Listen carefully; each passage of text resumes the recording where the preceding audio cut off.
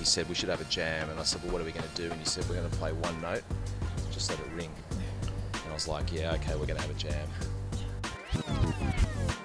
Local band One Flew Over are a pretty recent addition to the Newcastle music scene, but their twisted and grungy sound makes them stand out from the crowd. They're playing a gig at the Stag and Hunter with Maids of Horror and the Dusties on the 16th of August. Here's the chat that we had with One Flew Over after they recorded their warehouse session. I'd love to start off by asking about how One Flew Over came to be. So it all kind of centred around the Rogue scholar. I met Gaz there. He was packing up from a gig and said, "Oh, this is Lepo's Pop." And, they were going to. He was actually setting up, and I was collecting my amp from the night before. And he explained about his music, and it sounded interesting. And anyway, I went and saw them at the West Best Block Festival and was blown away. I was like, these guys are on the same wavelength as me. And Gaz and I kept chatting in the bar, usually fairly drunk. And then one day he said, we should have a jam. And I said, well, what are we going to do? And he said, we're going to play one note, just let it ring. And I was like, yeah, okay, we're going to have a jam. So that was how we started.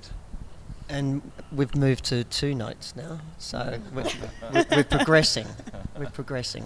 But yeah, it was just about, we just hit it off from the music that we've grown up with and that we love, and it kind of built from there.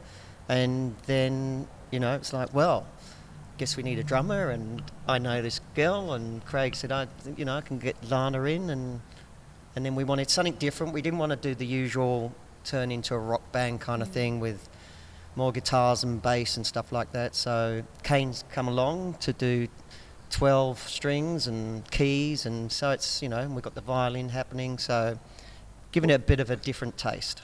We're half Club Congo and the Piranha Tamers and half Lepo Pops. Like, that's the kind of family trees of bands we come from.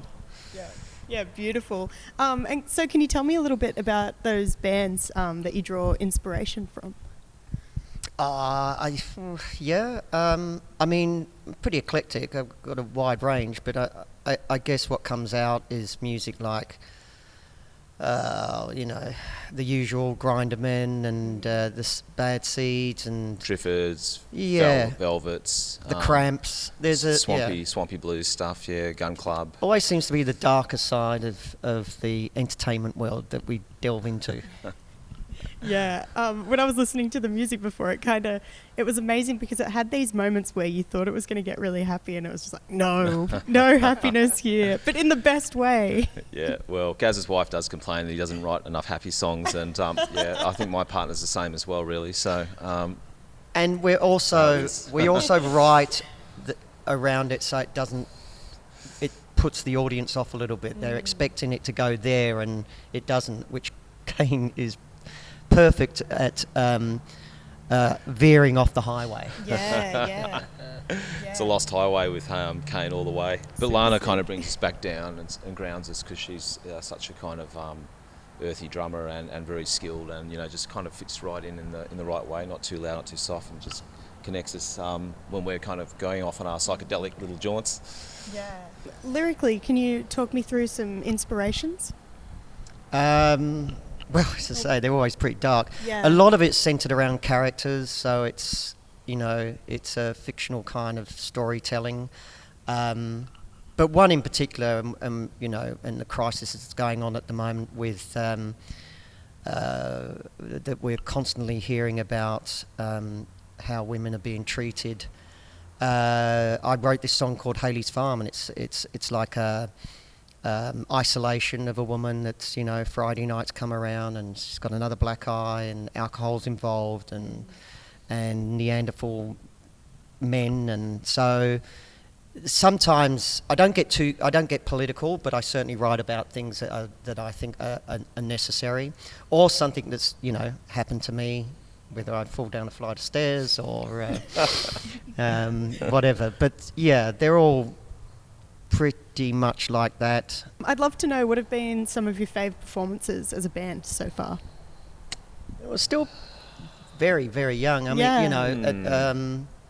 mean, Kane, you've only played one show, I guess. Second today. I think the Rogue was like Probably, really good one for us, that we got people coming up giving us the nod of approval. I think we felt best at our first Ori gig ourselves, but the sound there wasn't maybe the best out there, but we felt like we played, just the energy in the room was really good, and sometimes you haven't got the best sound, but the energy is great. Yeah. And the Ori's a good room for that. But yeah, Rogue, probably, I'd agree.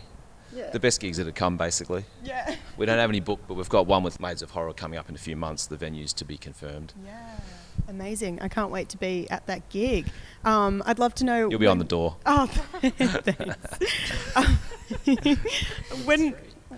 It is... You'll still be on the door. It's free? No, you'll still be on the door, even if it's free. Amazing. Thank you. It's a free door. You can take the door home. You know that. Can't wait. I always needed another one. When are we going to hear some recorded music from One Flew Over? Once the Poet Pops get their act together. once we've finished ours. I think, to be honest with you, with this band at the moment, and we've got a lot of things going on in our own lives as well as the other bands we're in. I mean, you know, Kane's in 2 bands, so 3, including us. But it's kind of...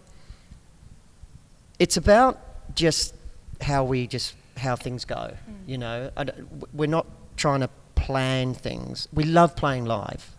To me, that's great, and we just hit it off, and I love that, how I can bring something in and they develop these songs and it turns into something kind of special from my point of view anyway. So it's really about playing live and getting as many shows under our belt as possible, rather than think about, you know, here's the 3-year plan. I think we just got to let it flow.